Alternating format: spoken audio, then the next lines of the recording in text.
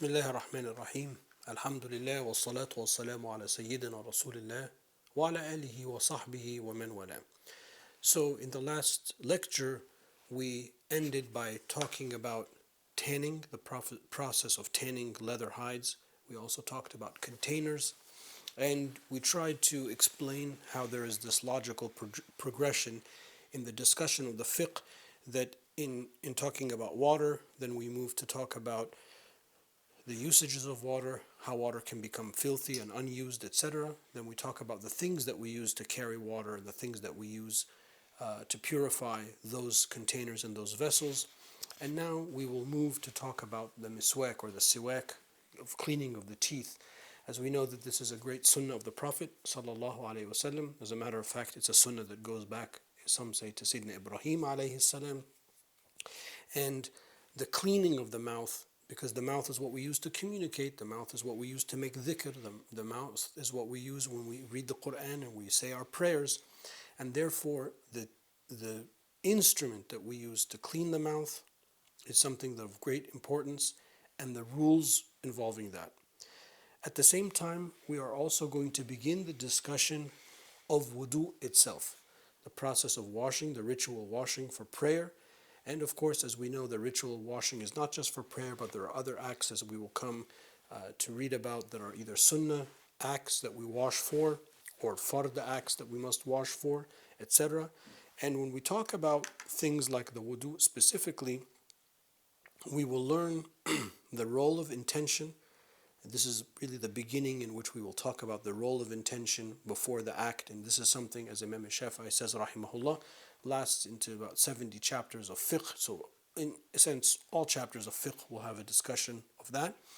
We will also start to learn that there's a distinction between fard acts, acts that must be done, and sunnah acts. Of course, we're not going to get into all of that in today's lecture, but we will begin by learning what are the fard acts of a prayer, and then what are the sunnah acts of a prayer, and then what are the things that are after that. Sometimes in the prayer, in the salah, for example, we call them hayat.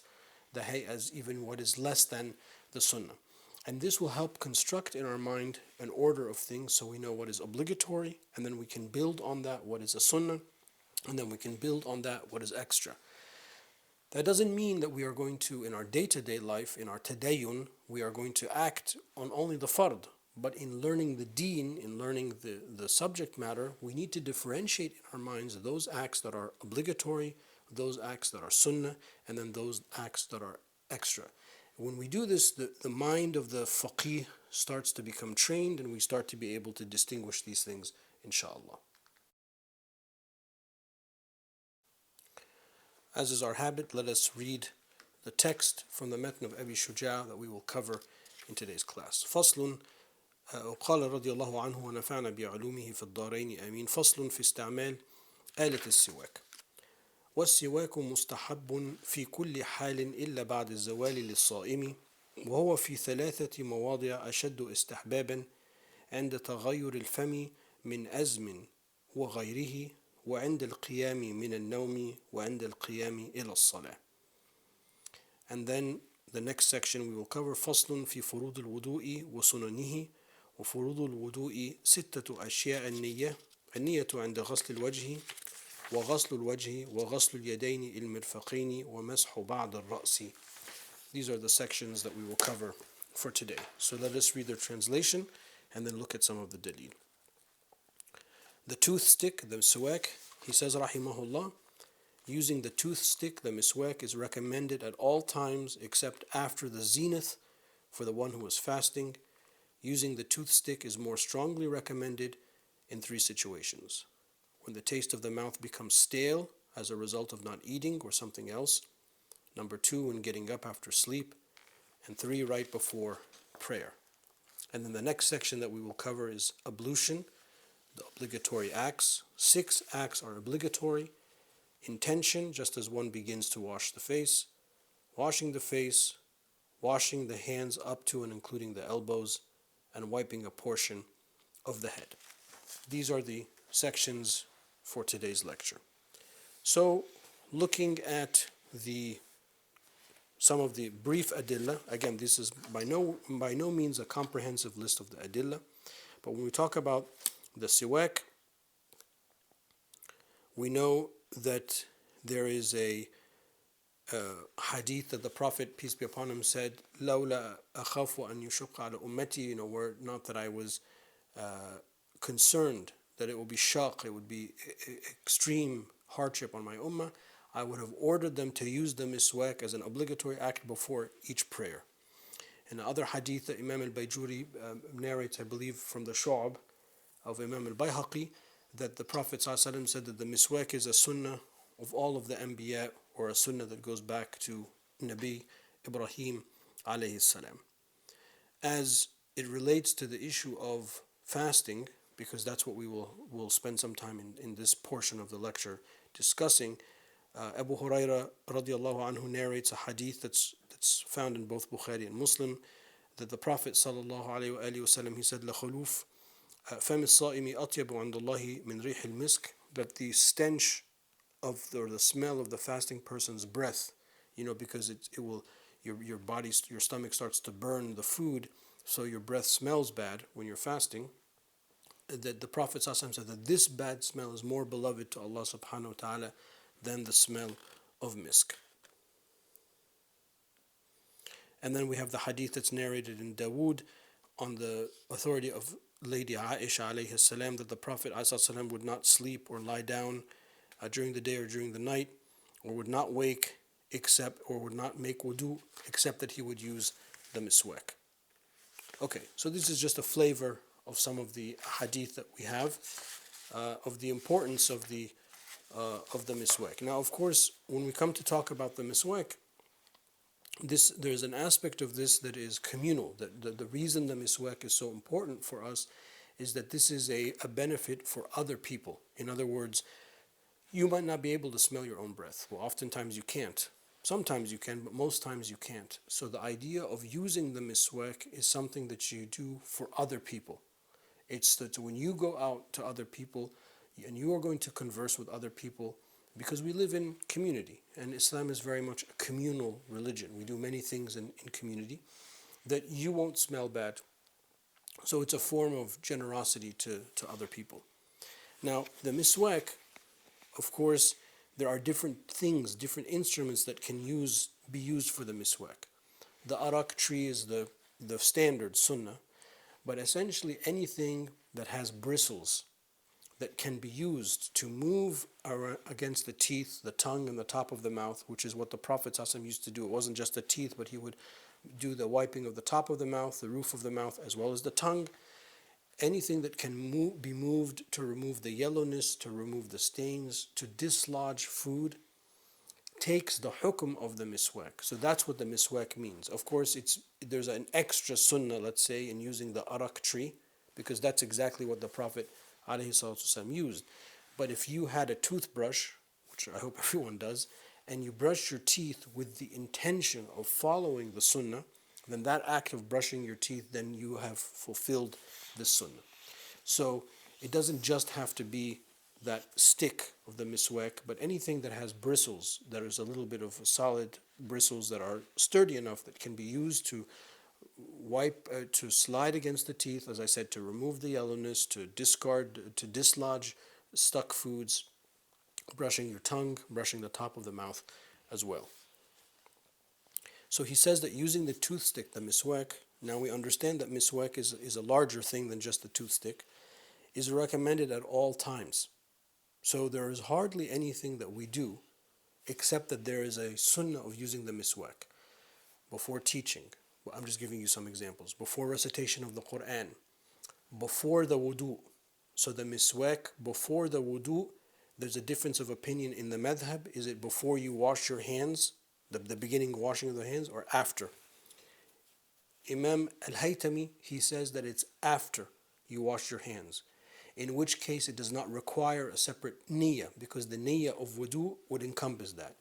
Imam al-Ramli, rahimahullah, says that it is before washing the hands. So in that opinion, and this is all within the madhab, in that opinion, it would require a separate niyyah.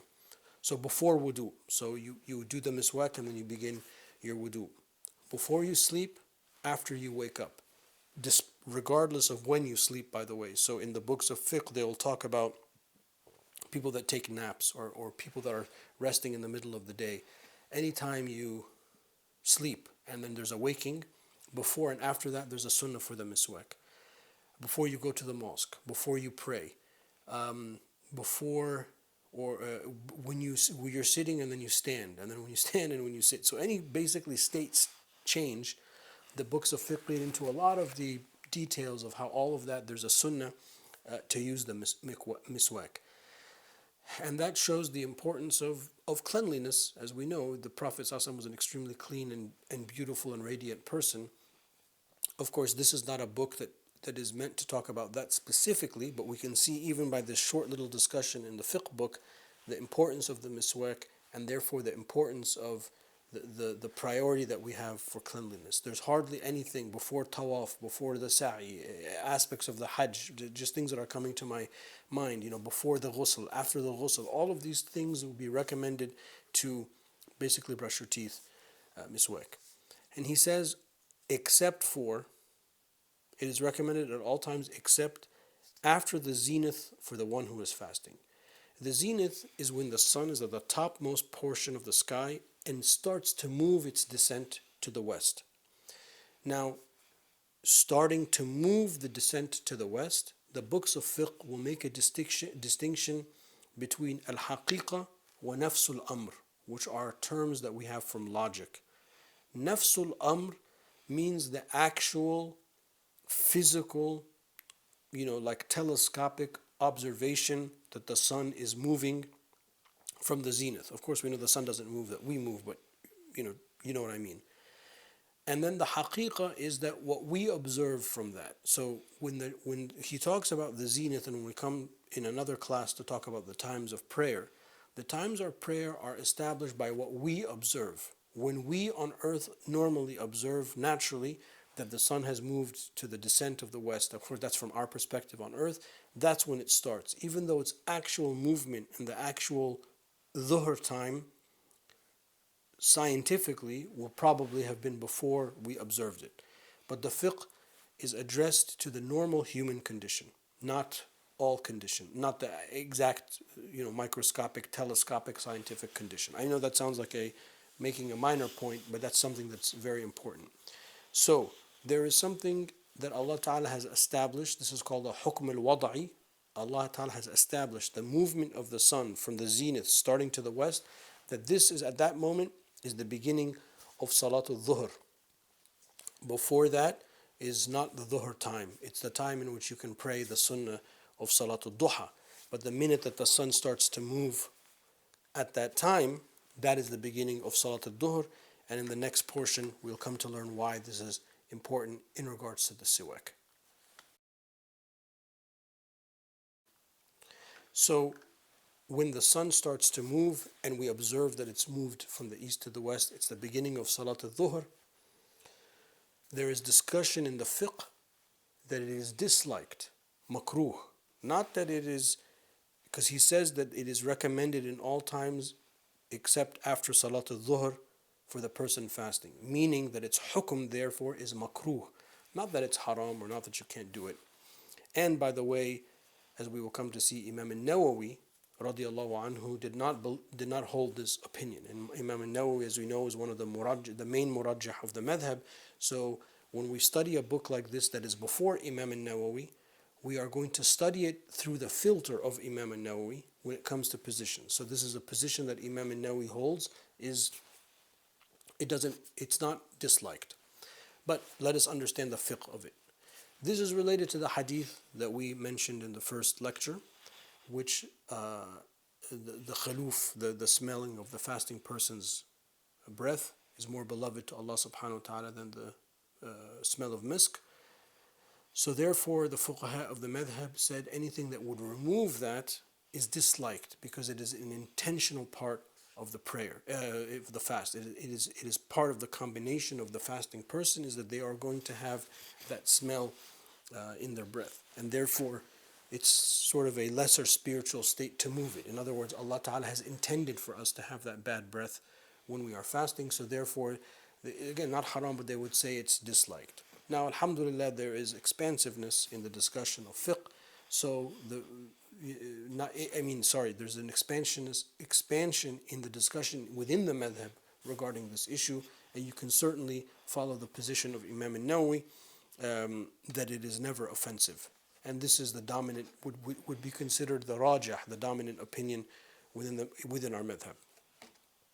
So using the toothstick, the miswak, is recommended at all times except after the zenith for the one who is fasting. The one who is fasting, either the fard fast, the sunnah fast, making up a fard fast, all iterations of fasting, in this opinion, it would be considered makruh. Also, the person who is in the hukm of fasting, this is also something, it's a little bit of a detail, but it's worth mentioning. So a person who woke up, because for us, as we will come to see in the section of fasting, in the Ramadan fast or the fard fast, it is obligatory for us to have the niyyah the night before. So before Fajr. So let's say, according to the Shafi'i, in the strict Shafi'i view, somebody wakes up in like the 5th day of Ramadan and they forgot to have their niyyah. Now they have to have imsak, they have to hold from eating and drinking, but they will have to make up that day because they didn't have a niyyah. Even according to this opinion, that person, it would also be makruh for them to use the miswak after the zawal. Just trying to give you guys some color into the different fiqh discussions. Okay, now of course, by the way, in that circumstance, somebody can have easily just followed another madhab, and we would try to make their fast valid. I'm just giving you the theoretical, if we were theoretically looking at it purely from the lens of the Shafi'i madhab. And then he says, radiallahu anhu, using the toothstick is more strongly recommended in 3 situations. So more istihbab, even more of a sunnah in 3 things, because these are what was observed by the Prophet alayhi salatu wasalam. Number 1, the taste of the mouth becomes stale as a result of not eating or something else. Not eating, not speaking, sleeping. So all of those examples that I gave in the previous clip, in the previous lecture, are states when the mouth has changed from non-usage. So sometimes when you're studying for a long time, or you're in a classroom, or in a library, or you're reading, or you're by yourself for an extended period of time, work, and you're not interacting with people, but then you are going to start to interact with people, that state change means the mouth has been stale. It's a sunnah, extra sunnah, to brush your teeth at that time. And then number 2 is when getting up after sleep, as I said, any type of sleep, whether it's the sleep at night or somebody has taken some kind of nap. Anytime you wake up from a state of sleeping, it would be a sunnah to use a miswak. And then right before the prayer, so you're about to stand for prayer, this would be a second sunnah from the sunnah of the miswak at the wudu. So I know that sometimes we think of wudu and then prayer as being one and the same thing, but not really, because sometimes we make wudu before we're leaving our house, just as a practice. So let's say I leave my house at 9 in the morning, and I make wudu. I've used the miswak before that wudu. That's one sunnah. I'm outside of the house. Dhuhr time comes. I go to the mosque to pray. There'll be a second sunnah to use the miswak at the prayer time. Okay. Now, you might find it odd that we've spent so many minutes talking about the miswak, but it's important that we understand how the fiqh is constructed and why this is important. Okay. The next section is the beginning of wudu itself. Now, wudu is with a dhamma, wudu. When you say wadu, it's the water that falls off of your body parts after it's used water. It's called wudu. But this is called al-wudu, or ablution. So, in our madhab, we have 6 obligatory acts. In today's lecture, we're going to cover 4. And then in the next lecture, we'll do the rest. The first is the intention as one begins to wash the face. As we know, the Prophet ﷺ, he said, إِنَّمَا الْأَعْمَالُ بِالنِّيَّاتِ. All actions are based on intention. This is the first hadith that Imam al-Bukhari radiallahu anhu records in his Sahih, in his Jama'. And from the qawa'id of fiqhiyya literature, when we get into that usuli and qawa'id literature of our madhab, we will find that Imam Shafi'i radiallahu anhu, he said that the niyyah is so important in Islamic law that it is found in over 70 chapters of law. And you will see that the niyyah is throughout. Now, why is the niyyah, other than that important, that hadith, indeed, innama, al-hasr, innama, all actions are based, or all actions are nothing but intention, other than that hadith. But why is it important that we understand the niyyah when it comes to wudu? Because using water to cleanse oneself is a normal part of life, normal part of one's day. Washing your hands, it's hot, you want to cool down, you're angry, you want to cool down, you want to refresh yourself, etc. All of these are permissible acts, but they don't count as wudu because they don't begin with the intention. So if you went through all of the motions to wet the body parts that are required for wudu, which we will talk about in the next couple of lectures, but you did not have that intention, then that does not equal wudu. You have to have that intention.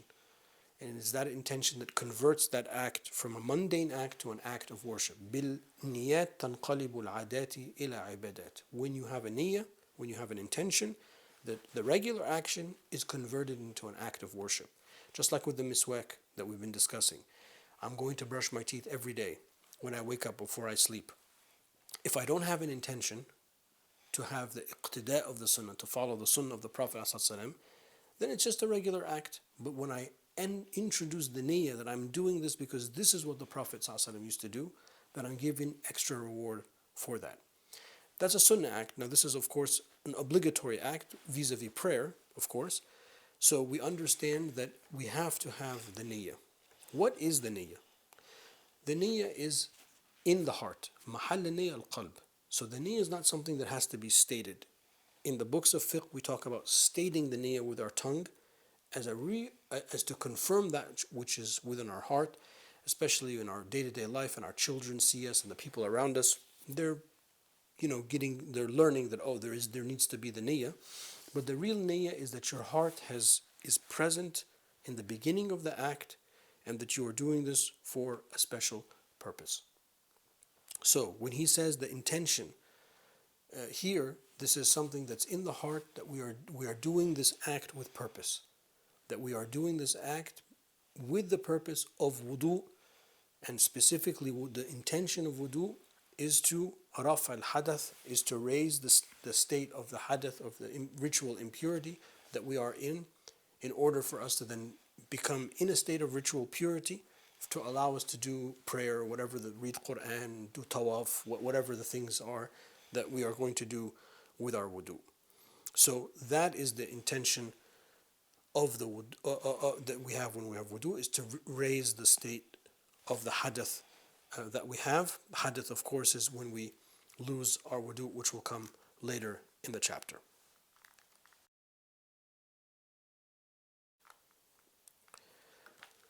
So he says the first of the 6 obligatory acts is to the intention, which we just talked about, as one begins to wash the face. Why the face? Because washing the face is the first obligatory part of the body that needs to be washed. Washing the hands, rinsing the mouth, and the nose are sunnahs. They are not fard. So even if you forgot to have the intention while you did those things, but then you had the intention while you washed the face at the beginning, then you are okay. That's why it's this way. Of course, usually you're going to have the intention before you start all of that, because you're standing at the faucet to make wudu. But the reason it's phrased intention just as you begin to wash your face, because the face is the first obligatory part of the body that needs to be washed for the wudu. What then is the definition of the face? The definition of the face is, it's from top to bottom. It's where the hair, so I'll put my hat back a little, it's where the hair usually starts to right below your chin.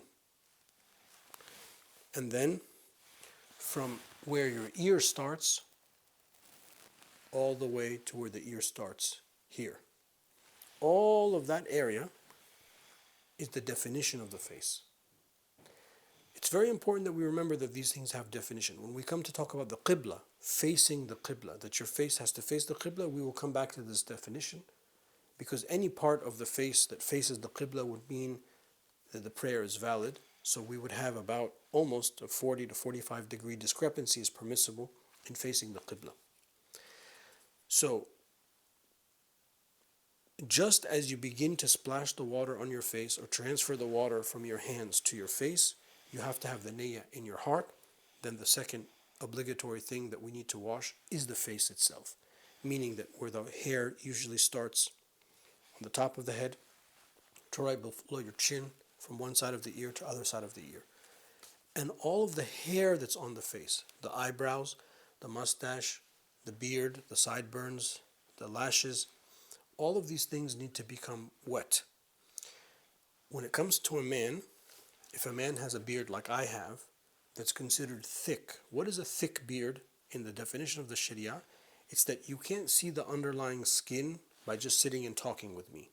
So the length of my beard now would be considered kathif in the Sharia, would be considered thick. If I'm a man and I have a thick beard, I can just put the water over my beard. If, however, my beard is light, such that you could see the underlying skin, and maybe in some parts of my beard you can, I would have to make sure that the water gets underneath it. As for the mustache, the water needs to get underneath, whether it's thick or not. If a woman has facial hair, that sometimes can happen, thick or not thick, the water must, according to the madhab, penetrate the skin beneath. So you're going to take some water, you're going to splash it around, and you're just going to make sure that all of the parts of your face, as so defined, become wet with water. And then the third thing is washing the hands up to and including the elbows. The hands in the Sharia are defined as beginning with the fingertips, in between the fingers, all of your hand, all the way up to past your elbow. So when we talk about the face, you are by necessity going to wash part of your head and part of your neck in order to confirm that you have gotten that part. So when you go side to side, you will also, by necessity, wet some of your ear. So when you wash your hands and arms, you will go slightly past your elbow to confirm that you've gotten the entire elbow. So you go a little bit further than it. When we talk about the definition of the hands, and as I said, it includes the fingernails, so the nails must become wet.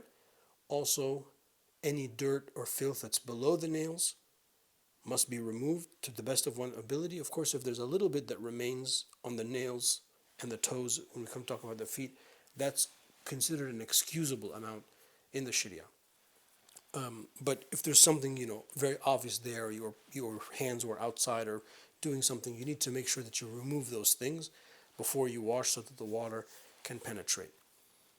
So the nails are also considered part of the hands, that those need to water needs to penetrate those, and then, some kind of tashbik, which is running our fingers together to confirm that the in between the fingers have gotten wet.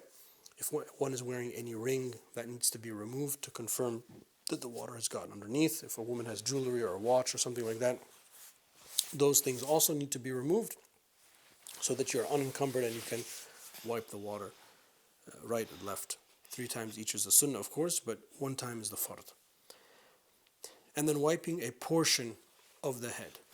Now in the Shafi'i madhab, Imam al-Shafi'i read the verse biru'usikum, the ba for biru'usikum, as being part of the head, not all of the head, which is linguistically a correct reading, but not how the other madhab read it. So what is the minimal part? If Imam al-Shafi'i says biru'usikum is part of the head, what is the minimal part that needs to be washed? Imam al-Shafi'i radiallahu anhu, he said 3 hairs. And in the washing of the head, it's really the wiping that you must transfer water. So even if you had a wet cloth and you just, went like this, that would count as wiping the head for the Shafi'i madhab for wudu.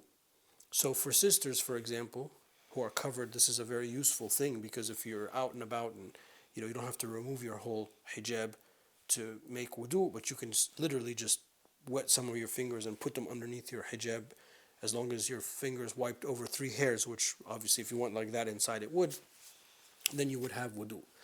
And this goes back to the usul. I mean, this is not a class of usul, so we're not going to get too far off in interpreting the verse, but you can start to see how the just understanding that preposition, the ba in the verse, biru'usikum, is that a full washing? Is that a masah? Is that the whole head, half the head, a quarter of the head, part of the head?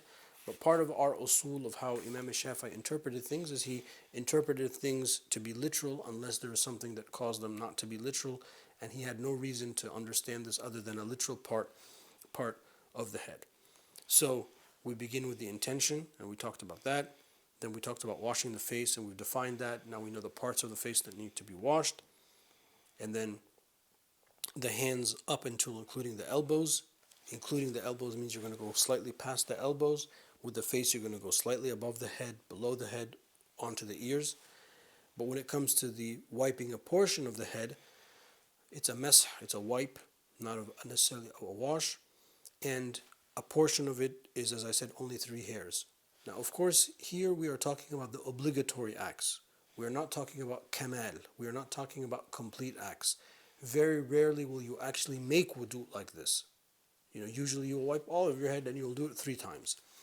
But it's important, as I said in the outset, to distinguish between things that are obligatory and then defining them, things that are sunnah, defining them, and anything that's extra after that, and defining that so we know what we are doing and why we are doing it. Because sometimes you will need to know this fiqh to be able to solve problems, or you're out and about and you're not in a place that's conducive to make a full wudu. For example, you're on a plane, a train, or something, public transportation, public restroom, etc.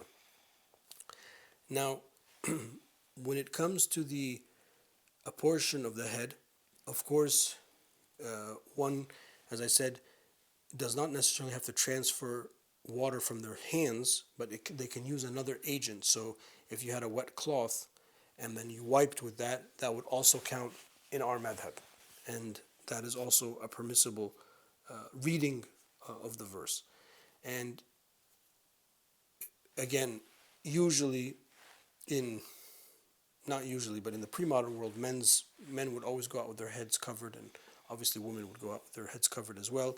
So this is something that is also very useful, not just for women. I think I mentioned the women's example, but it's also useful for men as well.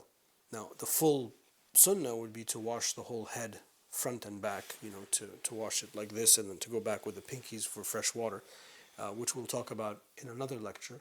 But just so we're on the same page, here we are talking specifically about the obligatory acts as defined by the prima facie reading of the evidentiary verses of the Quran and Hadith of the Prophet ﷺ that are relate to this portion of the fiqh. And inshallah, in the next lecture, we'll finish the obligatory acts and then begin the sunnah acts, inshallah. So, in today's lecture, alhamdulillah, we were able to begin by talking about the miswak, the toothstick, as another agent or instrument of cleanliness or cleaning. Whereas before we talked about the dabagha and the tanning of leather hides. The idea is that leather hides or leather would be used for containers and vessels for water. Then we also talked about vessels themselves and other instruments made of gold and silver and the prohibition about that.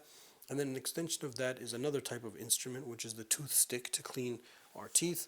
We also learned that it's not limited to the arak tree or zatoon tree or other types of trees that are commonly used for, let us say, the quote-unquote traditional miswak. But a miswak is rather anything that has bristles that can be used to run against the teeth, to dislodge food, to make the yellow go away, the taste go away, to brush the tongue and the top of the mouth, which is the sunnah of the Prophet ﷺ. So moving from those auxiliary things, then we began our beginning of the discussion of wudu proper. What is ablution and how it's understood, and why it's very important that we remember that discussion begins with a discussion of the intention, and how the intention is a matter of the heart and something that enters into all aspects of fiqh, or most aspects of fiqh, especially in the Shafi'i madhab. And then we began talking about some of the obligatory acts of wudu, remembering that the obligatory acts help us understand the basic things that must be done for the act to be valid, for the act to be sahih and not fasid. This does not mean that this is actually how you will go out carrying your day-to-day real life, but that you know what the basics are. And we talked about the intention, and we talked about washing the face and defining the face, and how that all of these things have definitions, and these definitions have implications in other sections of the fiqh. And the example that we gave is that facing the qibla, or as long as part of your face faced the qibla, then there's about a 40 to 45 degree discrepancy that would be allowed. So it doesn't have to be precise, but as long as part of the face, as so defined, is facing the qibla, then you're okay.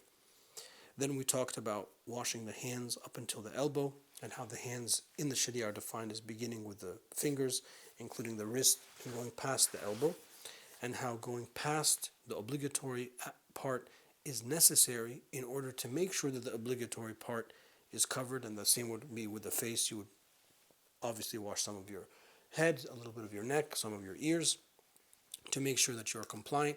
And then we talk about a portion of the head, wiping it, how Imam Shafi'i understood biru'usihim to be a portion and took the literal meaning of that. Wallahu ta'ala a'la wa a'lam. Wa sallallahu ala sayyidina Muhammad wa ala alihi wa sahbihi wa sallam.